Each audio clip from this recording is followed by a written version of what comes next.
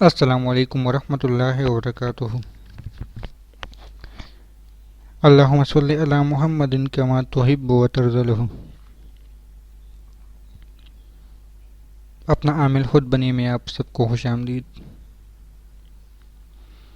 ناظرین سامعین، اسماء الحسنہ کتنے ہیں آپ لوگوں کو پتہ ہے؟ ہر ایک اسم کے اپنے ذاتی فائدے ہیں۔ مجھے شاید یاد نہیں، لیکن کئی اعمال میں نے اسماء الحسنہ سے بھی بتائے کہ اس کے عامل بننے کے بعد کیا ہوتا ہے۔ آج ایک عمل آپ لوگوں کے لیے لایا ہوں، اس کو کرو گے تو انشاءاللہ بہت ہی فائدہ ہوگا۔ یہ عمل یعنی اس کے بہت فائدے ہیں۔ آج صرف موکل کو حاضر کرنے کے عمل بتاتا ہوں۔ ہے عمل مشکل، لیکن بتاتا ہوں۔ اگر کوئی اس کو نہ کر سکا تو پھر تسخیر عالم کے لیے دوسرا عمل ہے، وہی بتاؤں گا۔ آپ لوگ کمنٹس میں مجھے بتانا کہ تسخیر عالم کا عمل بھی دے۔ جو عمل ابھی بتانے جا رہا ہوں چلا 40 دن کا ہی ہے، لیکن میں نے یہ وضاحت بھی کی کہ 20 دن اور 21 دن کیا ہوتا ہے، 40 دن 41 دن کیا ہوتا ہے۔ تو عمل میں ذرا بتا دیتا ہوں، پھر اس کی اور وضاحت کروں گا۔ دستغیب کے لیے آپ لوگوں نے روزانہ 35,000 دفعہ پڑھنا ہے، احب جبرائیل بحق یا وہاب۔ انشاءاللہ تعالیٰ آپ کو اسکرین پر بھی نظر آئے گا۔ یہ عمل آپ لوگوں نے پڑھنا ہے، ہر روز تقریباً 35,000 پڑھنا ہے تو 14 لاکھ بن جائے گی۔ اب کتنی ٹائم میں پڑھنا ہے اس کی مجھے پتہ نہیں۔ انشاءاللہ تعالیٰ 41 دن بعد ایک موکل ملے گا، اس سے جتنا بھی رقم مانگو گے روزانہ مصلح کے نیچے ملتی رہے گی۔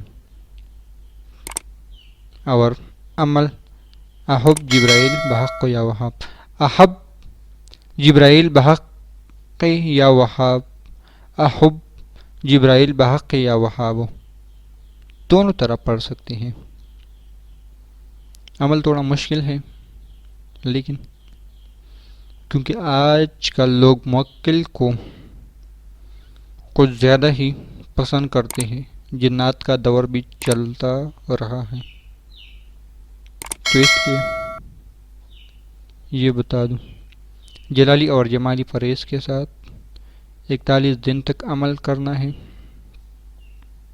یہ عمل 40 دن کرو گے، یعنی 35,000 مرتبہ روزانہ پڑھو گے تو 14 لاکھ 40 دن میں پورا ہوتا ہے۔ کیلکولیٹ کرو گے آپ کو نظر آئے گا، لیکن موکل 41 دن کے بعد، یہ یاد رکھنا۔